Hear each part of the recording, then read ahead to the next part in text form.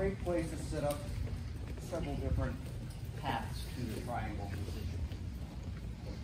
The other thing is I don't think about the triangle as just the submission that is the triangle. There's a lot of things I can do along the way. Okay? So, leaning over the pedal. So maybe, you know, triangle is a little bit more my game. Okay? But I'm going to bug Joe's neck because I'm going to engage his arm. Yeah. Thank you. Christmas time. Okay? All I'm doing is I know Joe's going to, you know, he's not going to let me get this, so I'm giving him some tension, right? And he's pushing, he's not going to let me have this choke. Fine. All I'm doing is I'm just rolling this out, catching Joe's wrist. Okay? So Joe's pushing on my elbow, right? Big circle. Joe's wrist. Now I just punch it to his chest, open my guard, boom. Triangle. I still have his arm trapped, I still have the collar trapped, I can still choke him. It's different now though, okay? Because again, because of where I am, I can't pull through that armpit enough to really be effective with my choke. So I've got to make that first adjustment. So I'll open my triangle for a split second. Is Joe going to go anywhere? No. No. Here. Okay? But since we're working triangles, went through the first sequence, bang, okay? Punch Joe's arm to his chest. Everybody pick up on that detail? Now I'm just opening my guard, close around, that's it. Very simple, okay? Now, finishing the triangle details. Where a lot of people struggle here is, you know, I won't say they were taught incorrectly, but I will say they weren't taught terribly efficiently. So right now, this is the top of Joe's head, right?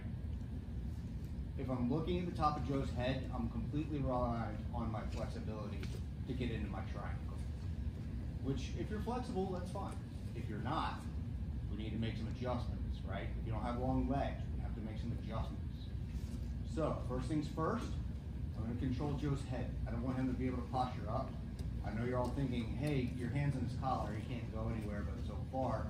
And you're correct, but I can't make any real adjustments involving my hands if they're tied up, okay? So, head control. Now, this arm can come out, and whichever leg is over Joe's shoulder and closest to his ear is going to be where I'm making the bulk of my adjustments, okay? So, head control, ankle, hip, or floor, either one is fine.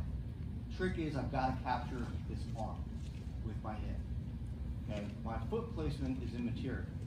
My hip placement is everything. Okay, so again, I'm here, foot on the hip or the floor. And what I'm doing is I'm pushing my body weight out this way. You guys see how I made myself somewhat perpendicular here? Now, as I lock my triangle, my angle is very different. It's not reliant on the flexibility of my hamstring and my hip. Okay, because I'm able to push Joe here. You guys all see? So as my triangle locks, now, I don't even have to hold Joe's head. I don't have to do anything. Watch my foot. Okay?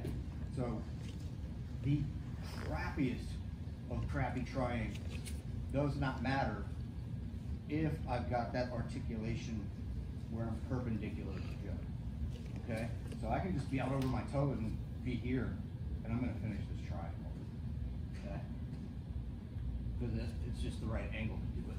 Versus, you know, if I'm reliant on my flexibility, if I've got that kind of 10th planet vibe, you know, knocking that. But it's just a matter of like, you know, I put my calf on the back of his neck and I lock my triangle. It isn't that I can't finish here, but it gives you a lot of room to work. Okay? So by me coming out here, now it's over. Okay? Make sense? Yeah? If you guys have got questions about